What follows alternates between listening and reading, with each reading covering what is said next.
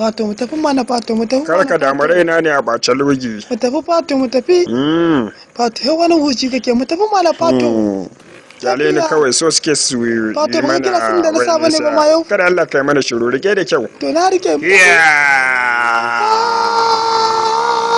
Dan bambale bambale bam bam. Dan bambale bambale. So nake in kai shi 260. Muna ta nawa ne yanzu Fato? 260 muke yaro. Kai tafiya. Rike da kyau kai iska ta cusgo ka.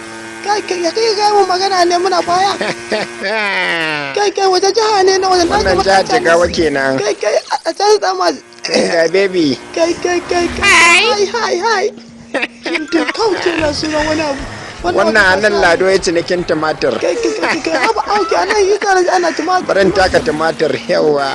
Kai. Tafiya mun tafi. Gayi wallahi kunya ku nake ji ni ko kallon kuma ba zan ba. Sai kun taho.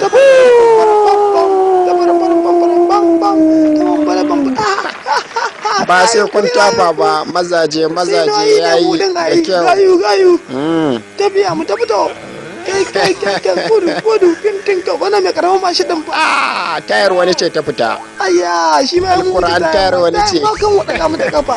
A da yanda kika muna tare da ke. Tayar banza wata gila ya ta karkace yanzu ne tayar nan ya dade da mutuwa. Wallahi jima da mutuwa ina ga tayar ka ta fita sai ta Allah. Ya isa na ya da tafiya mu tafi. Muna nan tare da ke. Ba. Wani ƙara gudu naga tayar tana ya mun wuce. Wallahi Allah sai kin taho. Shakin taho. Aikin banza. Kai da Allah ya mana shiru. An tayar mu ce. Wannan. Alquran tayar mu ce saka fa duki saka fa. Rike ni da kyau. Rike ni.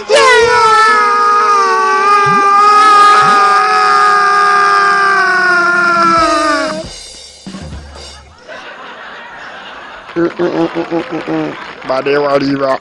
Alquran. Dogi. Na? Ina cewa ka taka burgi ba ka taka ba. Kada Allah can.